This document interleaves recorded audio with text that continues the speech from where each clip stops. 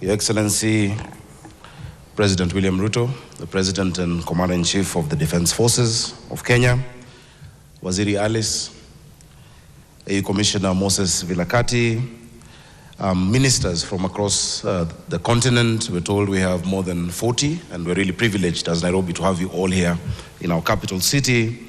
Anna Claudia Rosbach, my friend, and a big friend of Nairobi, whom we really appreciate.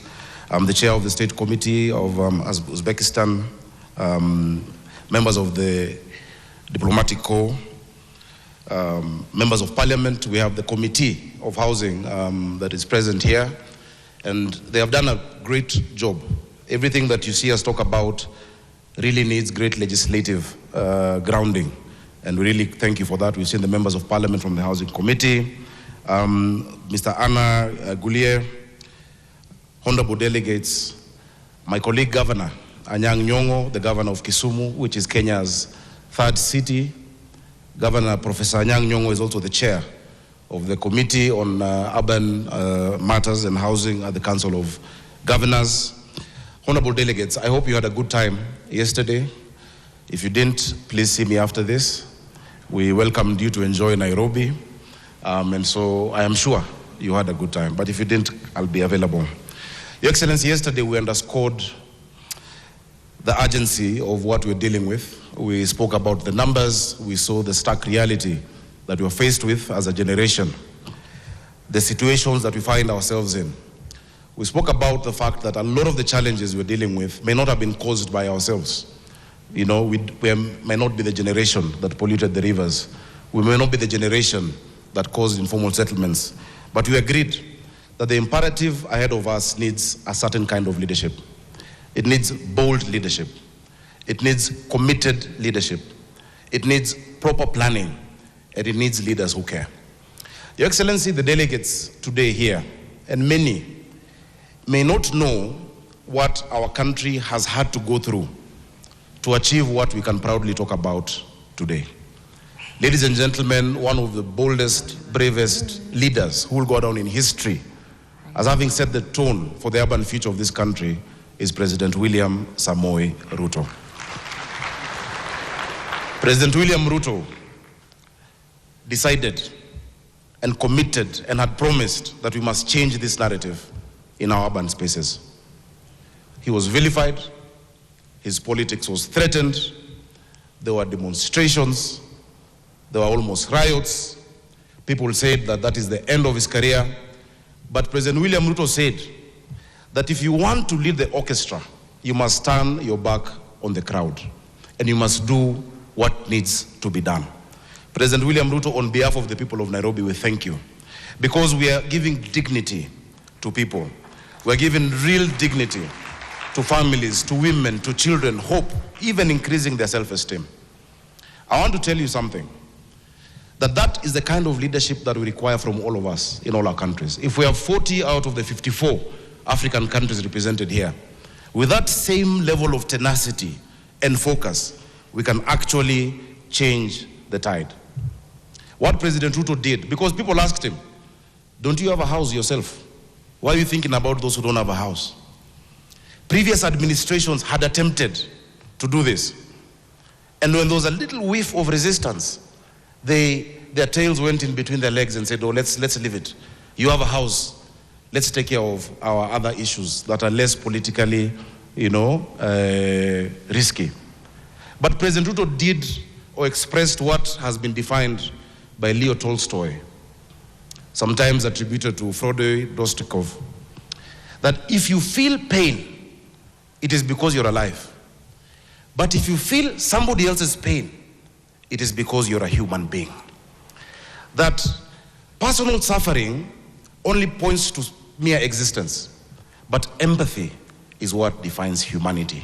Many of the actions you're going to take, many of the actions we're discussing are not for yourselves or for your families, but are for those who may not be in this room, who cannot make a case for themselves. So I want to encourage all of you that you're not in Nairobi in vain. What you're doing is the work of God, I will call it that, because you're giving hope, you're giving dignity, and you're changing the course of generations to come. Part of what our president is leading us in doing in this city, and I'm very proud to be the governor of Nairobi. For a long time, and the PS has said, and I'm being very brief, the PS has said, the work we're doing on our rivers is historic. This city was founded on those 3 rivers. When it was founded in 1901, a letter was written to the UK saying that this is just a swamp. It will always flood. We're on floodplains. In 1906, there was a big plague in this city because of the floods. Today, we are changing the narrative of the rivers, which became where the informal settlements are. When it floods, those who are affected most in Nairobi are the poor and the destitute in informal settlements. But we committed, the president has committed more than 50 billion Kenya shillings. One of the interventions we're doing in sanitation is a 54-kilometer trunk sewer on both sides of the Nairobi River. 1.8 meters by 1.8 meters. I am 1.83 meters, so you can imagine the span of that sewer. It is going to cover the sewer demand for this city for 50 years. Isn't that being a visionary leader? I think our president needs some applause for that.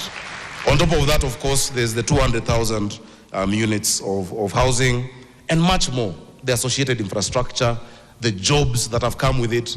We have hundreds and thousands of our young people who today can wake up with dignity and confidence that they're going to a construction site, whether it is engineers, architects, masons, plumbers, etc., you name it. So we're seeing this transformation. I would like to finish by challenging my friend Habib. Habib has spoken about the deal rooms many times, and I'm glad we have mayors here and city leaders. And yesterday I threw a brief challenge. I didn't go much into it because I was just to speak briefly. Mostly cities are called to make welcoming remarks, not to talk about the cracks of the matters. But these mayors and city leaders are the ones who grapple every day with the urban challenge on our continent. I think they deserve better recognition. And I've seen one of my predecessors, Mayor Joe Akech, when Nairobi had mayors back then. Let's appreciate him. We stand on the great work that many of you did many years ago, and we're building on it. And so, Bwana Habib, in those deal rooms, we're going to come into those deal rooms as cities. Because we know if we're not on the negotiating table, we're on the menu. And we have refused to be on the menu as cities and as subnational governments. We have bankable projects.